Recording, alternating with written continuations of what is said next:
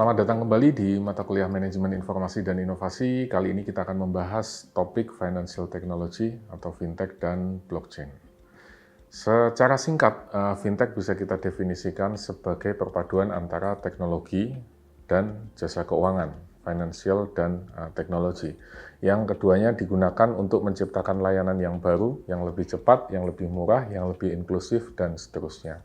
Nah, perkembangan fintech itu didorong tentu saja oleh semakin kemari didorong oleh digitalisasi yang semakin pesat, kemudian ada penetrasi smartphone yang semakin luas dan juga kebutuhan masyarakat yang semakin beragam, sehingga menuntut layanan keuangan yang bisa diakses kapan saja dan di mana saja. Kalau kita tarik ke belakang, pada tahun 1866 dilakukan pemasangan kabel telegraf pertama yang menghubungkan Samudra Atlantik dari Amerika ke Eropa. Ini menjadi pembuka globalisasi dan membuka juga jalur sistem transfer dana elektronik menggunakan telegraf dan kode Morse. Ini bisa menjadi penanda finansial teknologi yang paling awal. Kemudian di tahun 1918 di Amerika Serikat ada namanya Fedwire. Ini adalah sistem transfer dana real time yang dioperasikan oleh Federal Reserve Bank atau Bank Sentral Amerika, sehingga mereka bisa melakukan transfer dana elektronik secara langsung dan instan. Lalu di tahun 1950-an terjadi perubahan besar dalam pengiriman uang karena muncul kartu kredit yang dipopulerkan oleh Diners Club dan American Express. Jadi orang sudah mulai mengenal pembayaran yang sifatnya non-tunai. Lalu masuk tahun 1967 muncul teknologi baru yang disebut sebagai ATM, Automatic Teller Machine, atau kalau ditranslasikan jadi anjungan tunai mandiri.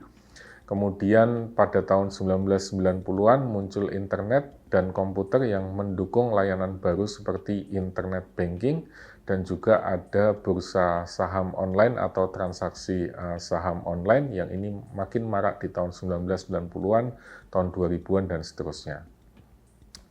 Lalu di tahun 2007 di Kenya, ini dikembangkan namanya M-Pesa sebagai layanan keuangan berbasis ponsel, diluncurkan oleh Vodafone dan Safaricom. Ini menjadi metode untuk melakukan transfer uang, pembayaran tagihan, dan lain sebagainya melalui ponsel, tetapi tidak melewati rekening bank. Nah, M-Pesa ini menjadi menarik karena ini menjadi penanda bahwa financial technology itu digunakan untuk inklusi keuangan dan mengatasi problem sosial. Lalu fintech modern muncul di tahun 2007, 2008, 2009, dan seterusnya, didorong oleh krisis ekonomi global karena adanya ketidakpercayaan terhadap sistem perbankan tradisional, sehingga lahir startup fintech yang menawarkan layanan pembayaran online, crowdfunding, pinjaman online, dan seterusnya, dan juga munculnya Bitcoin di tahun 2009 sebagai alternatif pembayaran dan investasi.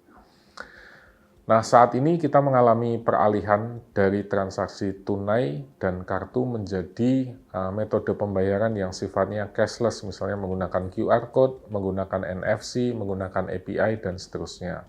Transaksi menjadi semakin cepat, biayanya semakin rendah, dan jejak digitalnya tercatat, sehingga memudahkan audit dan meningkatkan keamanan. Lalu teman-teman sekalian juga mungkin sudah menggunakan aplikasi perbankan di ponsel yang memungkinkan kita untuk melakukan cek saldo, kemudian transfer uang, atau bahkan investasi melalui smartphone yang kita gunakan. Dan bahkan sekarang juga ditunjang notifikasi instan, kemudian ada tools yang membantu kita untuk perencanaan keuangan dan integrasi untuk misalnya ke platform e-commerce untuk bertransaksi atau platform investasi keuangan dan lain sebagainya. Pada dasarnya, fintech adalah teknologi yang mungkin bagi sebagian kalangan dianggap mengganggu atau disruptif karena dalam tanda kutip ya merusak tatanan perbankan, asuransi, dan investasi konvensional. Dan banyak dampak yang ditimbulkan dari adanya fintech ini, karena misalnya saya berikan salah satu contoh saja, misalnya kalau dulu dana mengendap di bank itu mungkin bisa lebih lama, lebih predictable, lebih terukur, sekarang menjadi jauh lebih cepat karena transaksi menjadi semakin seamless dan menjadi semakin volatile. Misalnya saya jam 9 ini gaji masuk, lalu otomatis sebagian ditransfer ke rekening istri, sebagian digunakan untuk membayar tagihan, cicilan, kredit, dan lain sebagainya. Sebagian masuk untuk rekening investasi, nanti siang saya gunakan untuk top up di e-wallet saya atau digital wallet saya. Kemudian sorenya saya akan lakukan check out, membeli barang di marketplace, sehingga dana yang tadi masuk dari gaji saya hanya akan numpang lewat saja. Dia akan dengan cepat ditransfer ke pihak lain. Akibatnya volatilitas turnover ini menimbulkan dampak pada perencanaan keuangan yang berbeda di sistem perbankan kita. Yang menarik juga adalah bahwa startup fintech ditujukan untuk menyasar segmen pasar yang sebelumnya kurang terlayani, misalnya pinjaman kecil untuk UMKM atau sektor-sektor yang tidak tercover oleh perbankan konvensional. Sehingga fintech itu pada awalnya bukan untuk bersaing dengan bank atau perusahaan konvensional, keuangan konvensional, tetapi lebih untuk melengkapi perbankan dan jasa keuangan konvensional melalui kemitraan dan lain sebagainya. Tapi dalam perjalanannya, bank dan perusahaan keuangan besar tidak merespon seperti itu. Mereka justru mengakuisisi startup fintech yang ada atau mengembangkan unit digital sendiri supaya mereka bisa lebih kompetitif. Misalnya banyak bank-bank besar yang punya modal ventura atau mengakuisisi startup fintech yang dianggap sudah established. Nah, hal ini juga didukung dari sisi peraturan karena adanya regulasi tentang open banking untuk membuka akses API dan lain sebagainya, kemudian digital identity yang mempercepat inovasi dan mendorong terciptanya ekosistem keuangan yang makin inklusif. Salah satu produk dari fintech yang cukup populer adalah peer-to-peer lending. Ini menghubungkan peminjam langsung dengan pemberi dana tanpa perantara bank. Ada risiko yang harus dilihat, misalnya risiko gagal bayar, yang ini coba dimitigasi misalnya dengan metode scoring kredit alternatif atau menggunakan escrow account atau diversifikasi peminjaman, sehingga menciptakan portofolio yang risikonya lebih terukur. Kemudian ada juga crowdfunding, yaitu pendanaan dari banyak orang untuk proyek tertentu. Ini bisa dalam bentuk saham atau equity crowdfunding, bisa juga dalam bentuk yang berbasis reward atau donasi. Kalau di Indonesia misalnya ada Kitabisa. Nah, platform-platform ini biasanya diatur oleh OJK atau Otoritas Jasa Keuangan. Namun berdasarkan Undang-Undang Nomor 4 Tahun 2023 tentang pengembangan dan penguatan sektor keuangan atau P2SK, terjadi perubahan atau pergeseran, sehingga pengawasan aset kripto dan digital, termasuk di dalamnya platform keuangan yang sebelumnya mungkin sebagian dikelola oleh Bapepti atau Kementerian Perdagangan, sekarang disinkronisasi semuanya ke OJK per 10 Januari 2025. Dan aturan ini menjadi payung untuk pengawasan yang lebih komprehensif terhadap salah satunya fintech di Indonesia oleh OJK. Nah, selain dari fintech yang juga menarik adalah teknologi blockchain. Pada dasarnya blockchain adalah buku besar yang terdistribusi. Dia menyimpan transaksi dalam blok yang saling terhubung satu sama lain menggunakan sistem konsensus yang cukup populer, namanya adalah Proof of Work atau POW, ada juga Proof of Stake, POS, dan lain sebagainya.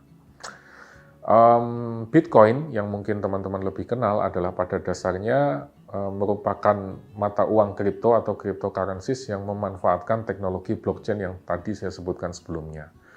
Nah, dengan adanya teknologi blockchain ini, transaksi bisa dilakukan langsung antar pengguna tanpa menggunakan pihak perantara atau perbankan. Jadi kalau Anda punya Bitcoin, saya punya Bitcoin, atau Anda punya kripto tertentu, saya punya kripto tertentu, kita bisa lakukan transaksi yang kredibel dan legitimate antara satu dengan yang lain. Kemudian selain Bitcoin yang sering diperlakukan sebagai emas digital dalam tanda kutip, ada juga stablecoin seperti USDT yang nilainya lebih stabil karena di-peg atau dicantolkan dengan mata uang konvensional.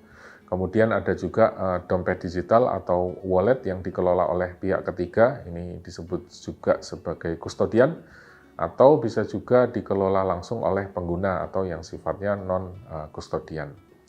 Yang menarik sebetulnya adalah bahwa blockchain itu menawarkan potensi lain, misalnya smart contract yang ditawarkan oleh Ethereum, kemudian pemanfaatan blockchain untuk pelacakan supply chain, atau pemanfaatan blockchain untuk tokenisasi aset, sehingga misalnya kita punya tanah yang begitu luas, ini kita bisa secara digital, kita konversi dalam bentuk aset digital, kemudian dipecah-pecah dalam bentuk token, sehingga bisa didistribusikan ke lebih banyak orang.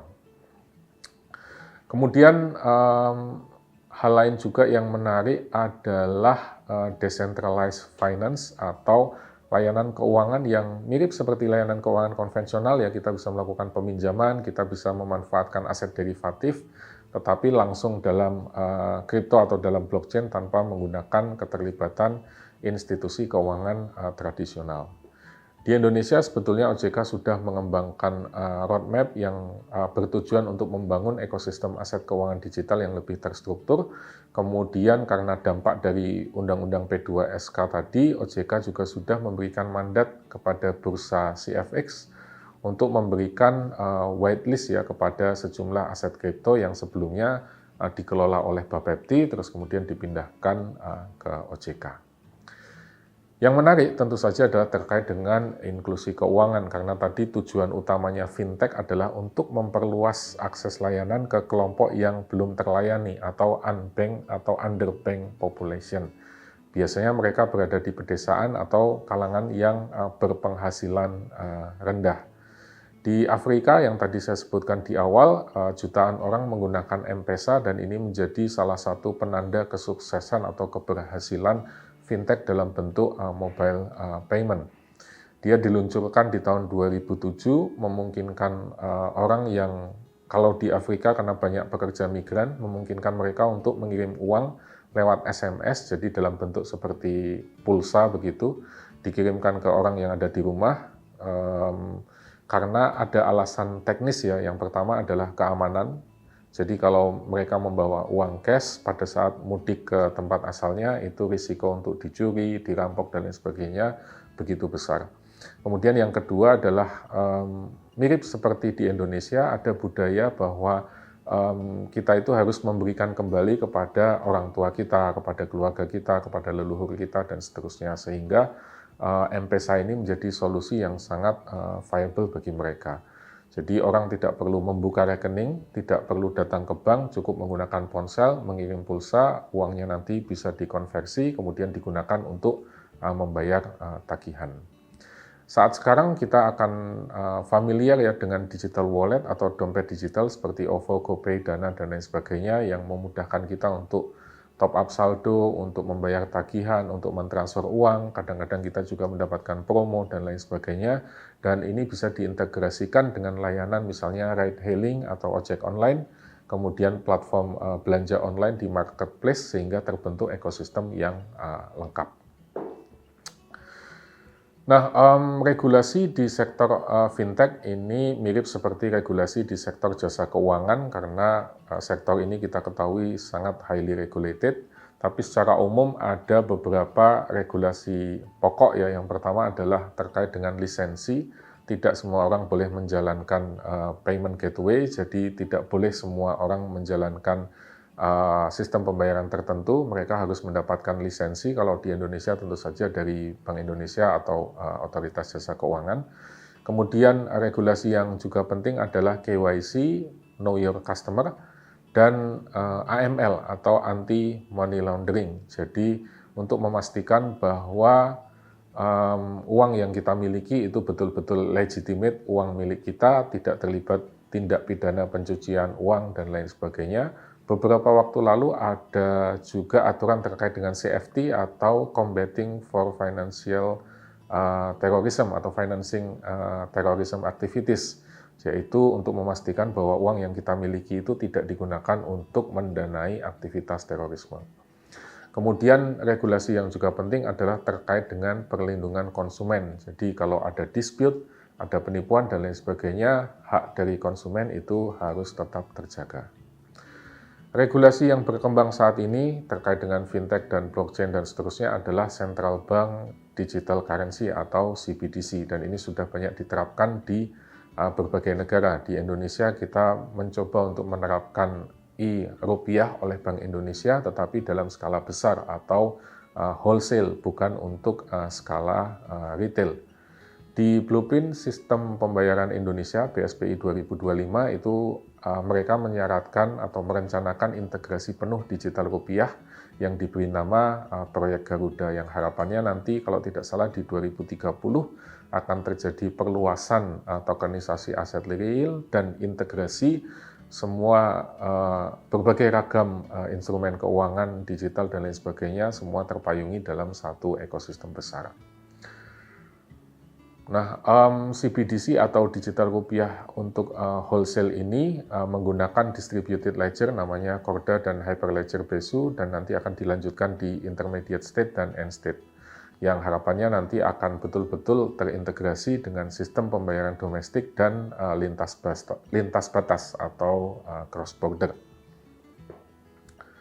Nah, ada beberapa risiko yang mungkin perlu kita perhatikan ya, tentu saja di balik berbagai macam kemudahan yang ditawarkan oleh fintech dan blockchain. Yang pertama adalah risiko operasional dan keamanan, karena kita harus menghadapi ancaman cyber, kemudian penipuan, kemudian risiko teknis seperti misalnya kita menggunakan smart contract dan lain sebagainya, sehingga diperlukan mekanisme audit keamanan, kemudian patching yang dilakukan secara rutin, dan perlindungan private key.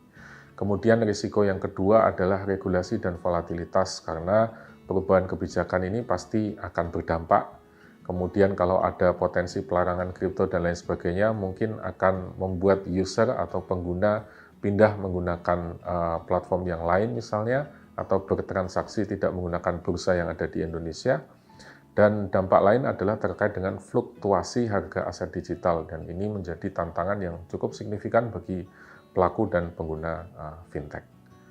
Jadi bisa disimpulkan bahwa fintech secara umum mengubah landscape keuangan kita lewat inklusi yang ditawarkan, kecepatan dan efisiensi ragamnya. Kemudian blockchain dan cryptocurrency menawarkan transparansi dan otomatisasi, tetapi juga perlu manajemen risiko yang lebih baik, dan regulasi ini selalu mencoba mengejar ketertinggalan. Di satu sisi mereka harus mendorong inovasi, tetapi di sisi lain mereka juga tidak boleh mengorbankan stabilitas dan perlindungan konsumen. Ini adalah akhir dari sesi ke-8. Selanjutnya kita akan membahas tentang AI, Big Data, dan Analytics.